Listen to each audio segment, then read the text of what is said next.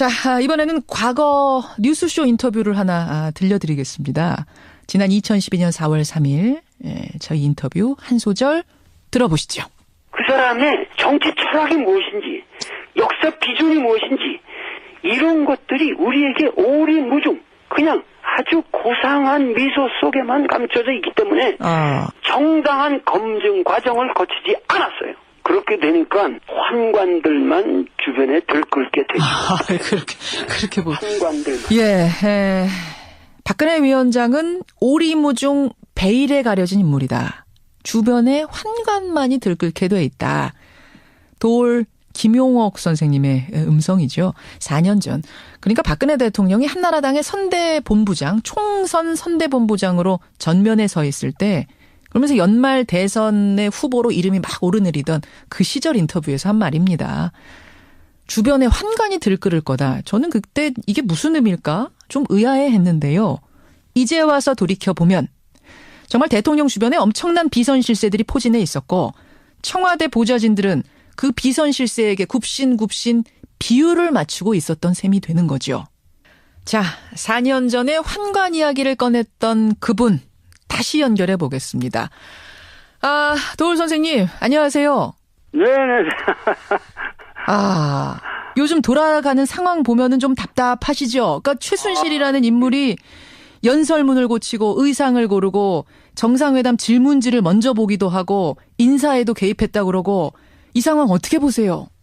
저도 처음에는 무심코 지나쳤다가 그 뉴스를 자세히 보면서 가슴이 막 울컥울컥 이 울먹이고 정신이 혼미해져가지고 세상에 이럴 수가 있나 그러면서 이거 나도 이런데 우리 국민들이 얼마나 실망하고 그리고 거의 뭐 요새 말로 멘붕 상태에 있겠나 이런 너무 슬픈 생각이 들더라고요.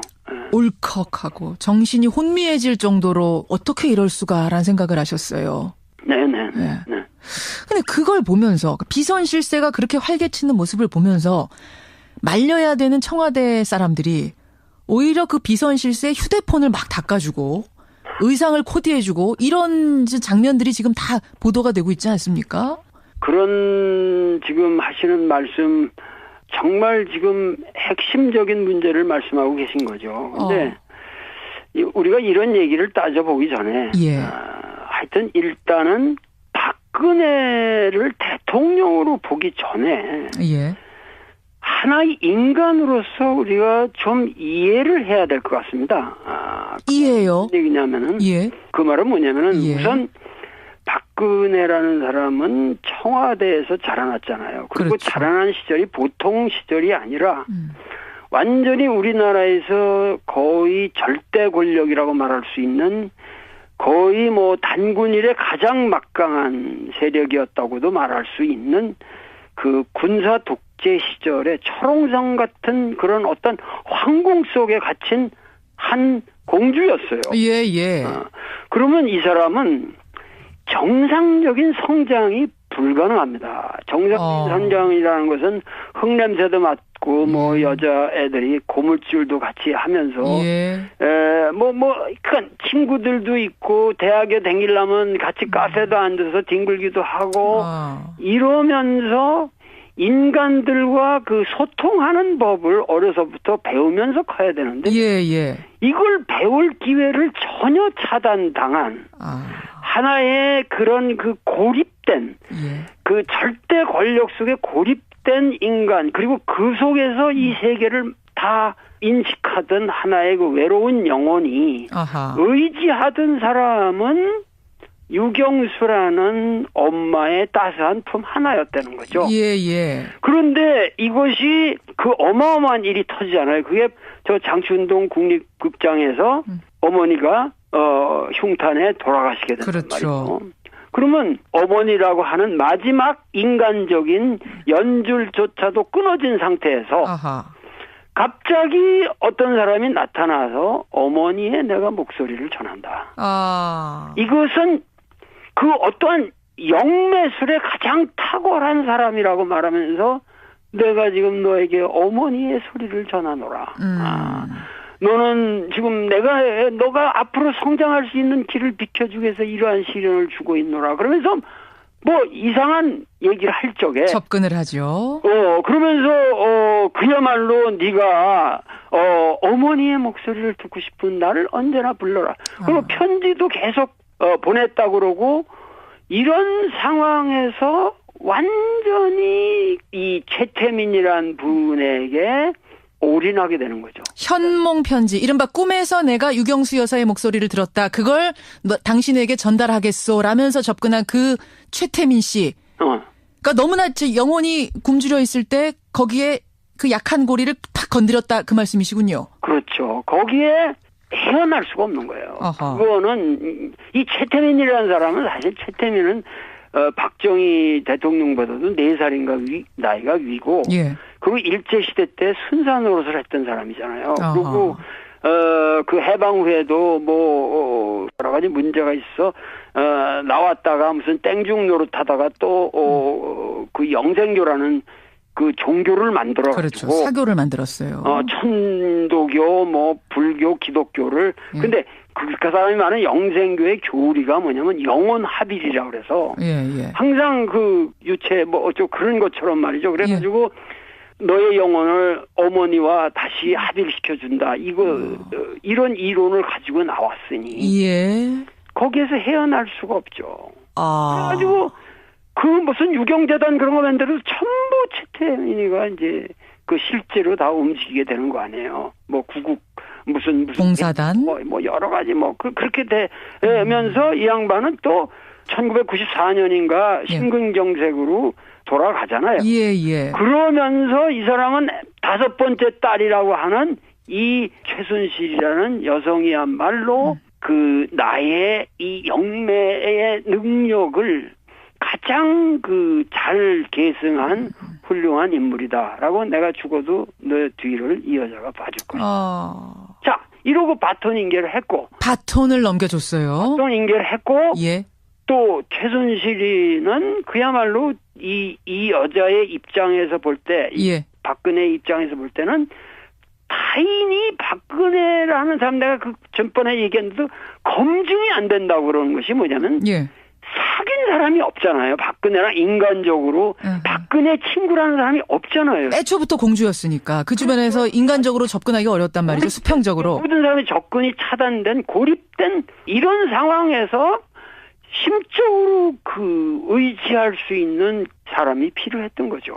그게 바로 최태민 씨였고 그 뒤를 이어받은 최순실 씨였을 것이다. 이었을 것이다가 아니라 그건 뭐 100% 확정할 수 있는 사실이고. 아니 그러면 지금 이 상황이 그러니까 도대체 최순실이라는 사람이 누구였길래 이렇게 막대한 권한을 나눴을까 줬을까 이 부분이 국민들이 도저히 이해가 안 가다 보니까 종교적인 이유가 있는 거 아니냐라는 그 인간을 이해해야 한다는 거죠. 대통령이 되기에는 너무 초라하고 버거운 임무를 뛰어든 거예요.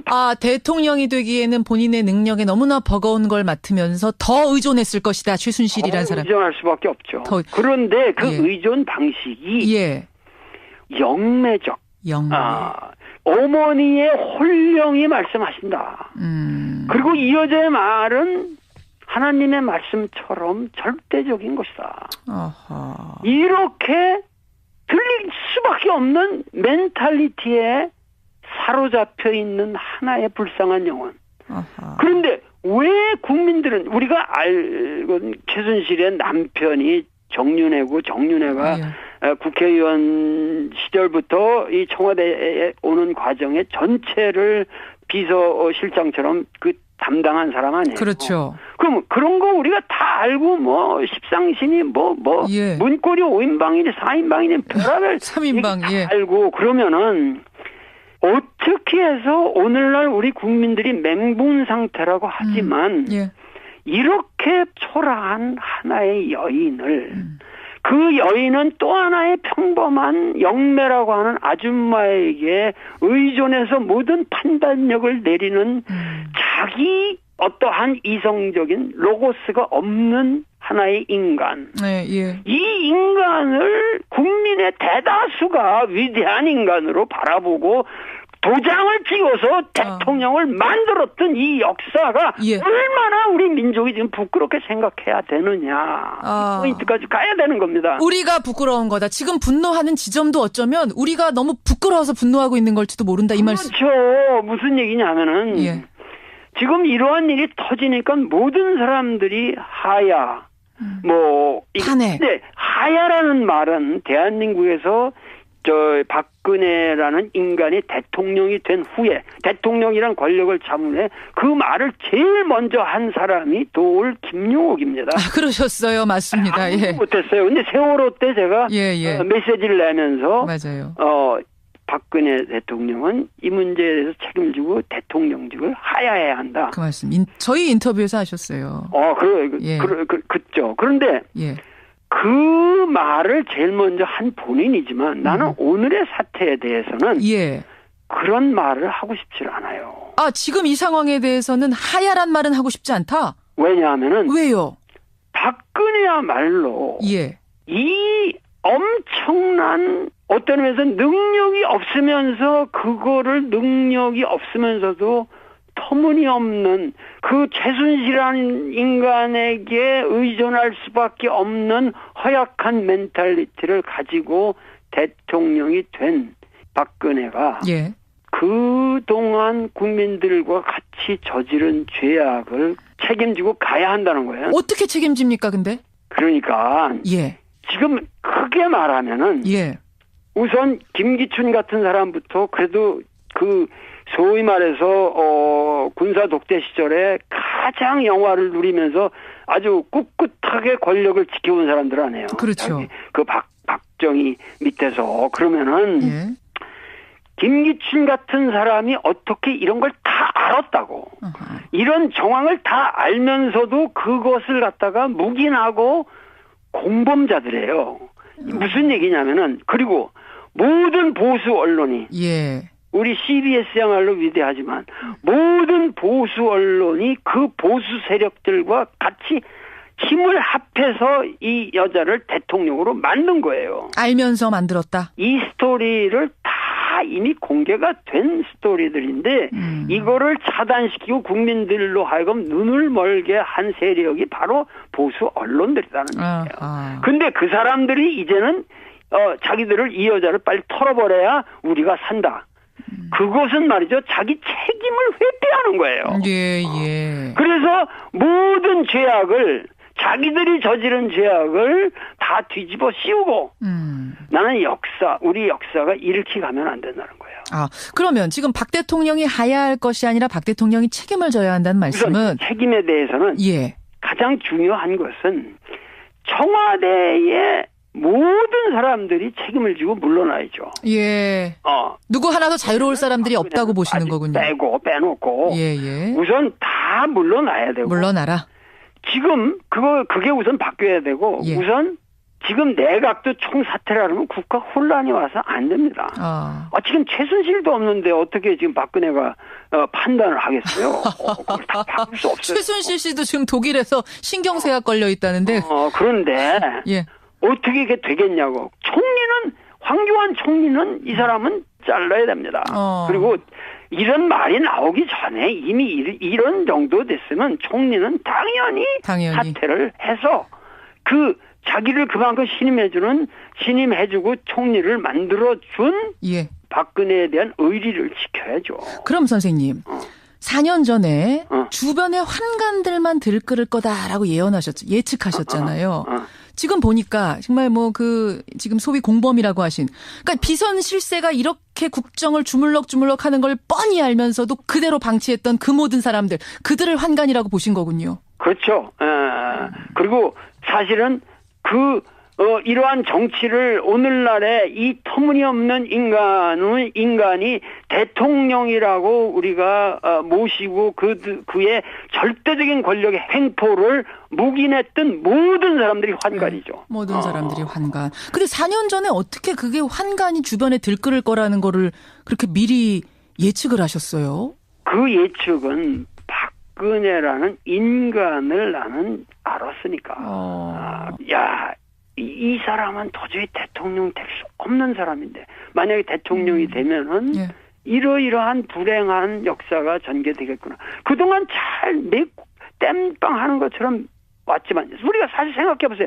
무슨 통일은 대박, 이런 대박, 이게 박근혜 언어입니까? 완전히 뭐 통일 대박 이런 것들이 전부 어떤 의미에서 영매적인 언어들이라고. 예를 들어서 우리가 열심히 뭘 하면 우주가 도와줄 거라든지. 그렇죠. 혼이 비정상이란 용어라든지 이런 거 쓰면서 좀 일반적으로 쓰는 용어는 아니다라는 생각을 하긴 했거든요, 국민들이.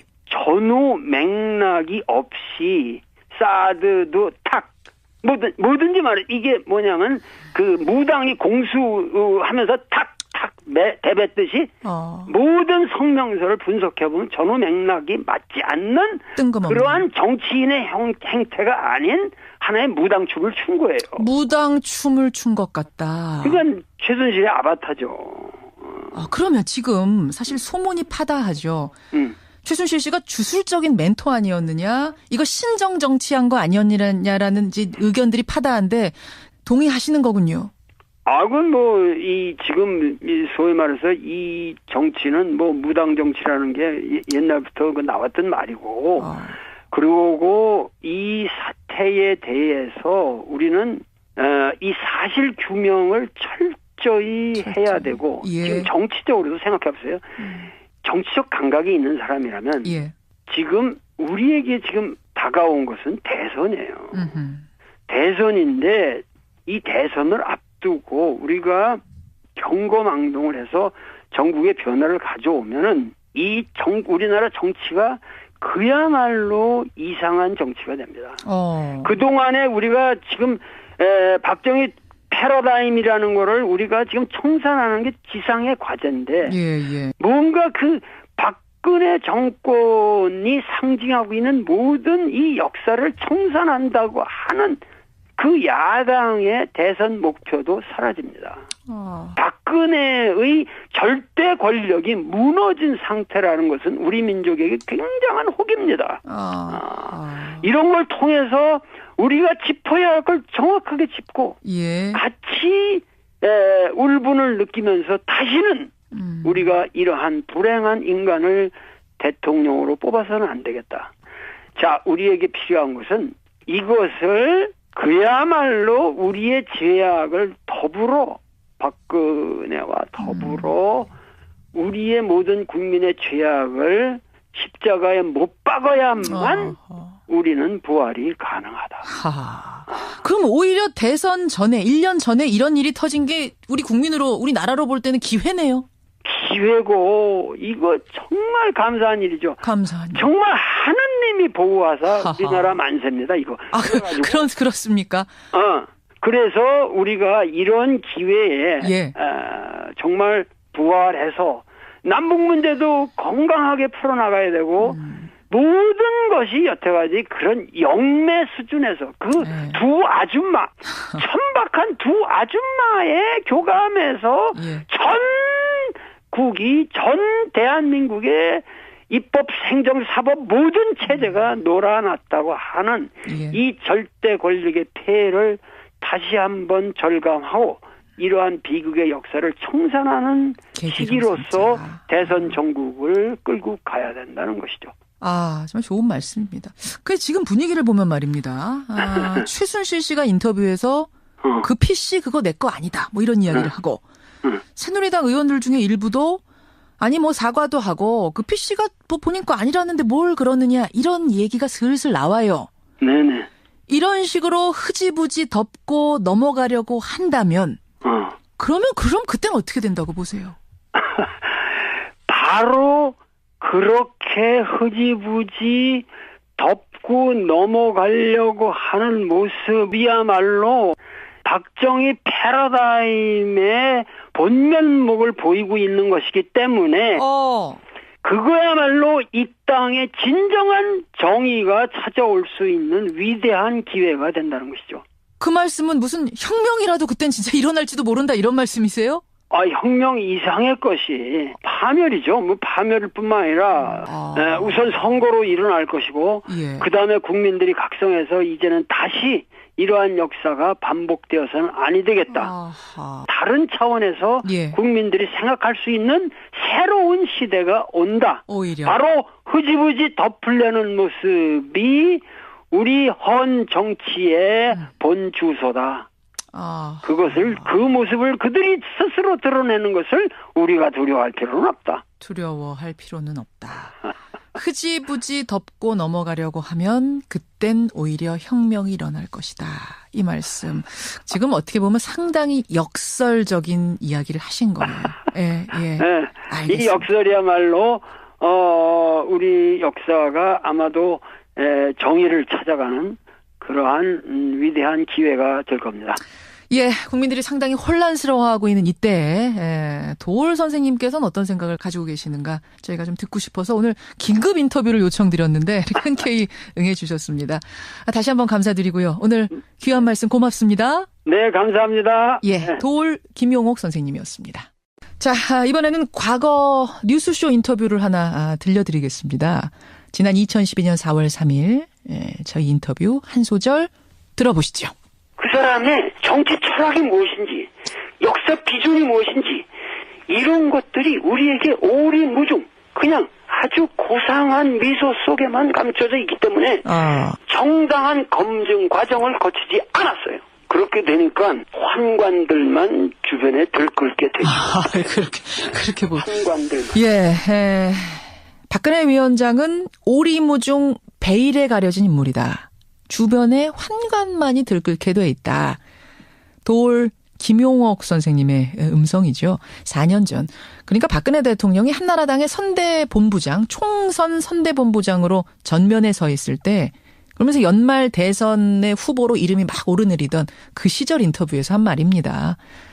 주변에 환관이 들끓을 거다. 저는 그때 이게 무슨 의미일까? 좀 의아해했는데요. 이제 와서 돌이켜보면 정말 대통령 주변에 엄청난 비선 실세들이 포진해 있었고 청와대 보좌진들은 그 비선 실세에게 굽신굽신 비율을 맞추고 있었던 셈이 되는 거죠.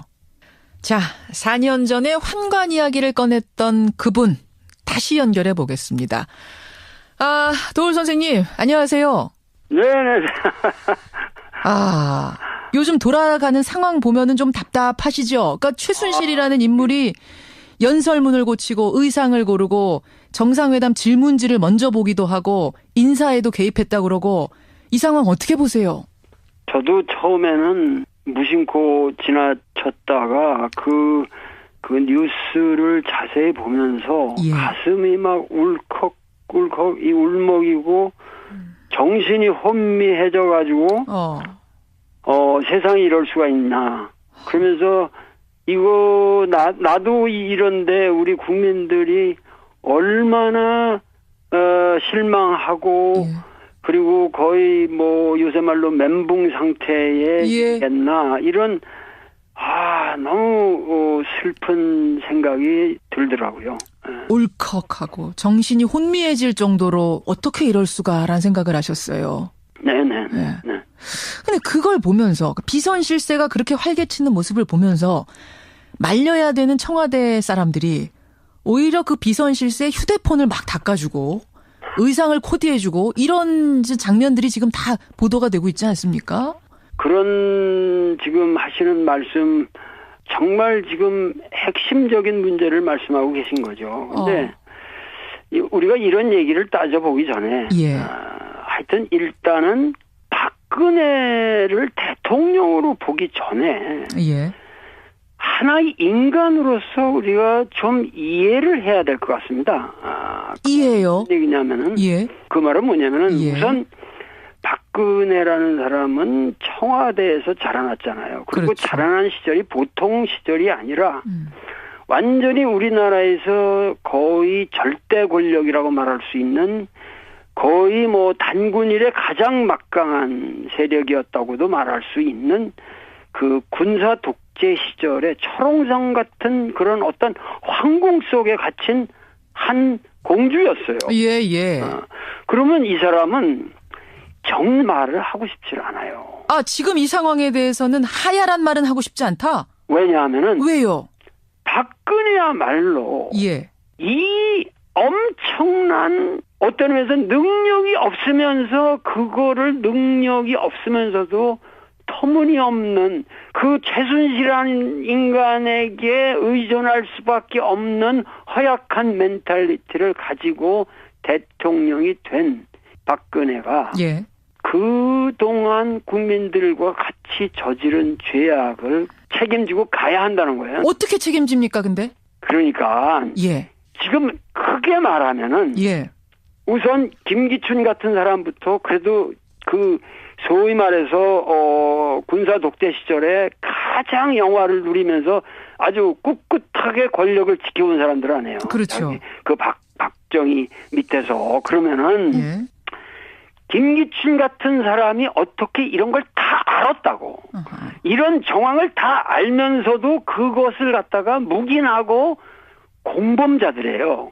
무슨 얘기냐면은 그리고 모든 보수 언론이 예. 우리 CBS야말로 위대하지만 모든 보수 언론이 그 보수 세력들과 같이 힘을 합해서 이 여자를 대통령으로 만든 거예요. 알면서 만들었다. 이 스토리를 다 이미 공개가 된 스토리들인데 이거를 차단시키고 국민들로 하여금 눈을 멀게 한 세력이 바로 보수 언론들이라는 거예요. 근데 그 사람들이 이제는 자기들을 이 여자를 빨리 털어버려야 우리가 산다. 그것은 말이죠. 자기 책임을 회피하는 거예요. 예, 예. 그래서 모든 죄악을 자기들이 저지른 죄악을 다 뒤집어 씌우고 나는 우리 역사가 이렇게 가면 안 된다는 거예요. 아, 그러면 지금 박 대통령이 하야할 것이 아니라 박 대통령이 책임을 져야 한다는 말씀은? 우선 책임에 대해서는 예. 가장 중요한 것은 청와대의 모든 사람들이 책임을 지고 물러나야죠. 예. 누구 하나도 자유로울 사람들이 없다고 보시는 거군요. 빼놓고. 예, 예. 우선 다 물러나야 되고. 물러나라. 지금 그게 우선 바뀌어야 되고 예. 우선 지금 내각도 총사퇴를 하면 국가 혼란이 와서 안 됩니다. 지금 최순실도 없는데 어떻게 지금 박근혜가 판단을 하겠어요? 그걸 다 바꿀 수 없어요. 최순실 씨도 지금 독일에서 신경쇠약 걸려 있다는데. 그런데 예. 어떻게 이게 되겠냐고. 황교안 총리는 이 사람은 잘라야 됩니다. 그리고 이런 말이 나오기 전에 이미 이런 정도 됐으면 총리는 당연히 사퇴를 해서 자기를 그만큼 신임해주고 총리를 만들어준 예. 박근혜에 대한 의리를 지켜야죠. 그럼 선생님. 4년 전에 주변의 환관들만 들끓을 거다라고 예측하셨잖아요. 지금 보니까 정말 지금 소위 공범이라고 하신, 그러니까 비선 실세가 이렇게 국정을 주물럭주물럭 하는 걸 뻔히 알면서도 그대로 방치했던 그 모든 사람들, 그들을 환관이라고 보신 거군요. 그렇죠.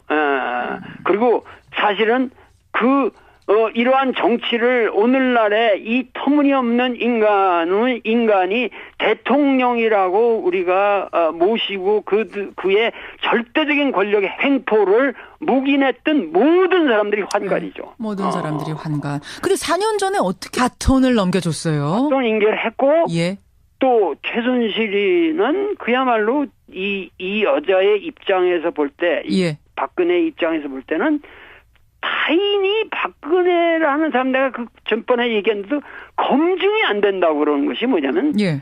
사귄 사람이 없잖아요. 박근혜랑 인간적으로 박근혜 친구라는 사람이 없잖아요. 애초부터 공주였으니까 그 주변에서 인간적으로 접근하기가 어렵단 말이죠. 수평적으로. 모든 사람의 접근이 차단된 고립된 이런 상황에서 심적으로 의지할 수 있는 사람이 필요했던 거죠.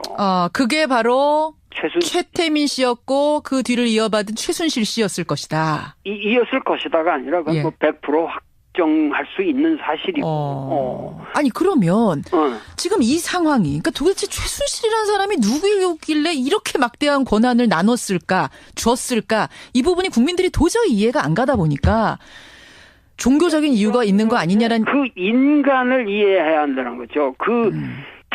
대통령이 되기에는 너무 초라하고 버거운 임무를 뛰어든 거예요. 아, 대통령이 되기에는 본인의 능력에 너무나 버거운 걸 맡으면서 더 의존했을 것이다. 최순실이라는 사람. 의존할 수밖에 없죠. 그런데 그 예. 의존 방식이 예. 영매적. 영매. 어머니의 홀령이 말씀하신다. 그리고 이 여자의 말은 하나님의 말씀처럼 절대적인 것이다. 아하. 이렇게 들릴 수밖에 없는 멘탈리티에 사로잡혀 있는 하나의 불쌍한 영혼. 아하. 그런데 왜 국민들은 우리가 알건 최순실의 남편이 정윤회고 정윤회가 국회의원 시절부터 이 청와대에 오는 과정의 전체를 비서실장처럼 그 담당한 사람 아니에요. 그렇죠. 그럼 그런 거 우리가 다 알고 뭐 십상신이 예. 문고리 5인방이니 4인방이니 별하별 3인방 예. 알고 그러면은 어떻게 해서 오늘날 우리 국민들이 맹분 상태라고 하지만 예.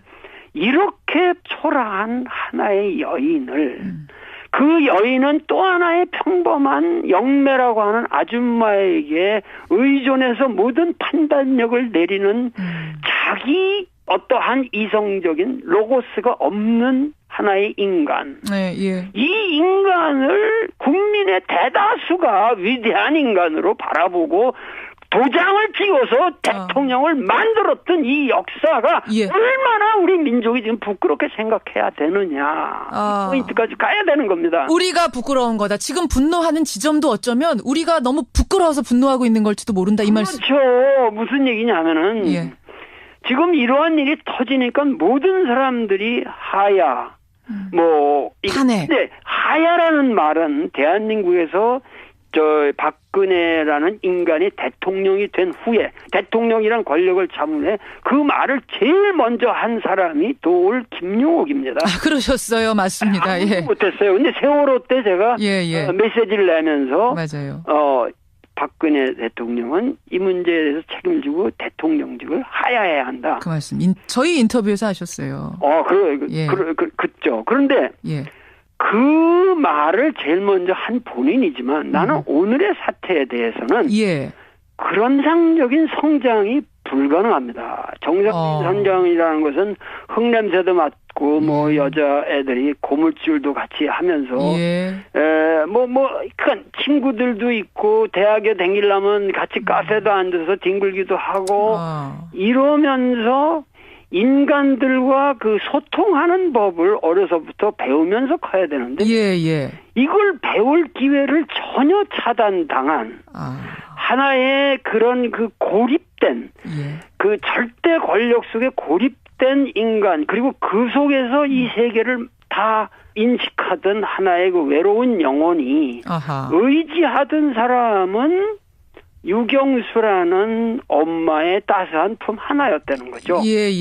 그런데 이것이 그 어마어마한 일이 터지잖아요. 그게 저 장춘동 국립극장에서 어머니가 흉탄에 돌아가시게 된단 말이죠. 그러면 어머니라고 하는 마지막 인간적인 연줄조차도 끊어진 상태에서 갑자기 어떤 사람이 나타나서 어머니의 내가 목소리를 전한다. 이것은 그 어떠한 영매술의 가장 탁월한 사람이라고 말하면서 내가 지금 너에게 어머니의 소리를 전하노라. 너는 지금 너가 앞으로 성장할 수 있는 길을 비켜주기 위해서 이러한 시련을 주고 있노라. 그러면서 이상한 얘기를 할 적에 접근을 하죠. 그러면서 그야말로 네가 어머니의 목소리를 듣고 싶은 나를 언제나 불러라. 그리고 편지도 계속 보냈다고 그러고 이런 상황에서 완전히 이 최태민이란 분에게 올인하게 되는 거죠. 현몽 편지, 이른바 꿈에서 내가 유경수 여사의 목소리를 들었다. 그걸 당신에게 전달하겠소 라면서 접근한 그 최태민 씨. 그러니까 너무나 영혼이 굶주려 있을 때 거기에 그 약한 고리를 탁 건드렸다 그 말씀이시군요. 그렇죠. 거기에 헤어날 수가 없는 거예요. 그거는 이 최태민이라는 사람은 사실 최태민은 박정희 대통령보다도 4살인가 나이가 위고 그리고 일제시대 때 순사 노릇을 했던 사람이잖아요. 그리고 그 해방 후에도 뭐 여러 가지 문제가 있어 나왔다가 무슨 땡중 노릇하다가 또 그 영생교라는 그 종교를 만들어 그렇죠. 가지고 사교를 만들었어요. 천도교 뭐 불교 기독교를 근데 그 사람이 말하는 영생교의 교리가 뭐냐면 영원 합일이라고 그래서 항상 그 유체 뭐 어쩌고 그런 것처럼 말이죠. 그래가지고 너의 영혼을 어머니와 다시 합일시켜준다. 이런 이론을 가지고 나왔으니 거기에서 헤어날 수가 없죠. 그래가지고 그 무슨 유경재단 그런 거 만들어도 전부 최태민이가 이제 그 실제로 다 움직이게 되는 거 아니에요. 뭐 구국 무슨 봉사단 뭐 여러 가지 뭐 그렇게 되면서 이 양반은 또 1994년인가 심근경색으로 돌아가잖아요. 그러면서 이 사람은 5번째 딸이라고 하는 이 최순실이라는 여성이야말로 그 나의 이 영매의 능력을 가장 그 잘 계승한 훌륭한 인물이다라고 내가 죽어도 너 뒤를 이 여자가 봐줄 거야. 자, 이러고 바톤 인계를 했고. 그게 환관이 주변에 들끓을 거라는 거를 그렇게 미리 예측을 하셨어요? 그 예측은 박근혜라는 인간을 나는 알았으니까. 이 사람은 도저히 대통령 될 수 없는 사람인데 만약에 대통령이 되면은 이러이러한 불행한 역사가 전개되겠구나. 그동안 잘 땜빵 하는 것처럼 왔지만 우리가 사실 생각해보세요.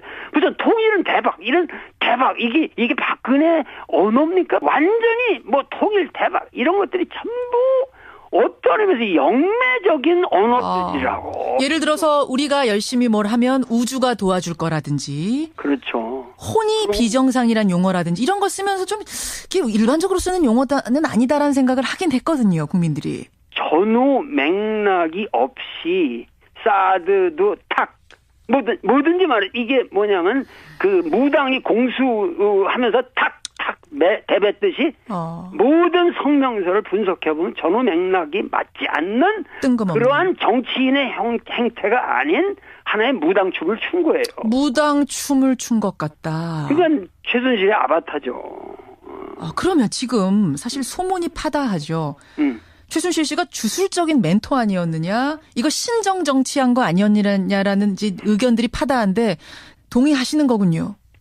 그건 지금 소위 말해서 이 정치는 무당 정치라는 게 옛날부터 나왔던 말이고, 그리고 이 사태에 대해서 우리는, 이 사실 규명을 철저히 해야 되고, 지금 정치적으로도 생각해 보세요. 정치적 감각이 있는 사람이라면, 지금 우리에게 지금 다가온 것은 대선이에요. 대선인데, 이 대선을 앞두고 우리가 경거망동을 해서 전국의 변화를 가져오면은 우리나라 정치가 그야말로 이상한 정치가 됩니다. 그동안에 우리가 지금 박정희 패러다임이라는 거를 우리가 지금 청산하는 게 지상의 과제인데 뭔가 그 박근혜 정권이 상징하고 있는 모든 이 역사를 청산한다고 하는 그 야당의 대선 목표도 사라집니다. 박근혜의 절대 권력이 무너진 상태라는 것은 우리 민족에게 굉장한 혹입니다. 이런 걸 통해서 우리가 짚어야 할 걸 정확하게 짚고 같이 울분을 느끼면서 다시는 우리가 이러한 불행한 인간을 대통령으로 뽑아서는 안 되겠다. 자, 우리에게 필요한 것은 이것을 그야말로 우리의 죄악을 더불어 박근혜와 더불어 우리의 모든 국민의 죄악을 십자가에 못 박아야만 우리는 부활이 가능하다. 그럼 오히려 대선 전에 1년 전에 이런 일이 터진 게 우리나라로 볼 때는 기회네요. 기회고 이거 정말 감사한 일이죠. 정말 하느님이 보호하사 우리나라 만세입니다. 이거. 그렇습니까? 그래서 우리가 이런 기회에 정말 부활해서 남북 문제도 건강하게 풀어나가야 되고 모든 것이 여태까지 그런 영매 수준에서 그 두 아줌마